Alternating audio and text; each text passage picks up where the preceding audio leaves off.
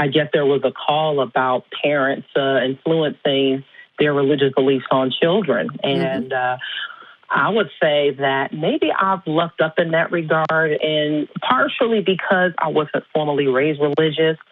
So I don't have that issue. And even though my children spend most of their time with my husband's parents, their grandparents, my in-laws. And so there was one time a few years ago where my mother-in-law said that she asked if she asked my kids if they knew about God, and she said she would tell them about it one day, and I said, no, you're not. And this was when I first became involved with the movement and started Black Non-Believers, and I just said, no, you're not. You're not going to do that. But after that, we've actually had some really good conversations, and they don't. Neither one of them are really religious anyway. I think they just did that because they thought that was what they were supposed to do as grandparents. Yeah. But once they fully understood, the activism and what was involved, that stopped. And my father-in-law actually talked to my husband about his own doubts and questions, with religion, because they stopped going to church years ago. So, I say all that to say that I think there are some grandparents who feel like they have privilege when it comes to their grandkids, and that they can force not just their religious beliefs, but any point of view that a grandparent has. Mm-hmm. And it is okay to enforce those boundaries. It is okay to cut those relationships either back or out completely if they aren't either helping you or the child. Mm-hmm. And that is totally okay. And that can be a hard place for people to get to. Yeah. It certainly took years for me to understand that I didn't have to talk to my mother, and that she did not have a right to see her grandchildren, especially with all the things that she did to me and my brothers. That she was not going to pass that on to me and that she was not going to pass that on to my children. And sometimes it's hard. It can be very, very difficult, and especially depending on the situation. And if there is a certain level of dependence or help that the grandparents provide. So right. I say that I completely agree with establishing those boundaries and cutting it off if necessary, and putting our feet down, because it can be absolutely necessary, especially if the influences are very, very strong and they're trying to push it. Yeah, I think there's a fear a lot of times that people have because especially like if you grow up in an oppressively religious household where it's constantly being forced on you and you feel like you don't have a choice, like you don't want to become the atheist version of that for your kids, right?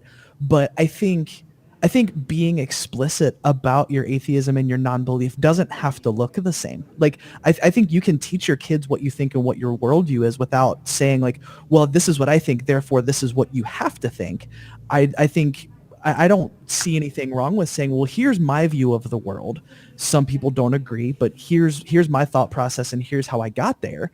And, I think there's a fear of doing that because you don't want to feel like you're pushing your own beliefs on your kid. And that's reasonable. Like you obviously don't want to become that person, but I don't think you have to become that person to actually teach your kids like proactively what you actually think about the world, instead of just like, well, some people believe in Jesus, some people believe in Allah, some people believe, I don't think you have to present it as like, here are all of these equally viable and reasonable options, and here's all the information associated and you make a decision. I don't think there's anything wrong with presenting what you actually think, as long as you're not saying you have to think this and there are consequences if you don't. All right. Well said. Right. There's also a matter of respecting boundaries as well. And being assertive about our position doesn't make us mean or evil. Yes. It does not make us, and there is a huge misconception that if we are, if we stand our ground, especially when it comes to our children or very sensitive times that somehow we're being mean or we're being inconsiderate, which isn't true, because it isn't always about the person. There are times where we do have to think about, again, what is going to, because ultimately there is a portion that we should be able to think about ourselves and our comfort level in dealing with other people. And they need to respect that, especially certain family members. And standing up for ourselves does not mean that we are being mean to those Christians. I think that's what some people think, and that could be further from the truth. Yep.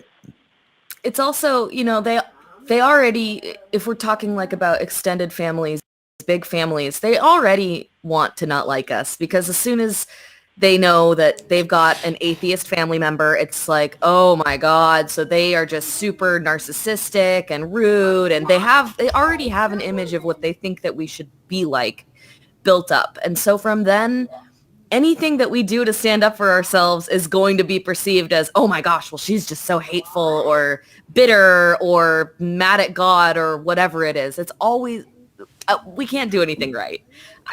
My family members, recent one where I went to Thanksgiving for maybe 30 minutes because I was like, I'm done. I'm not giving these people my added time when they don't even respect me, was, oh, she's a cult member.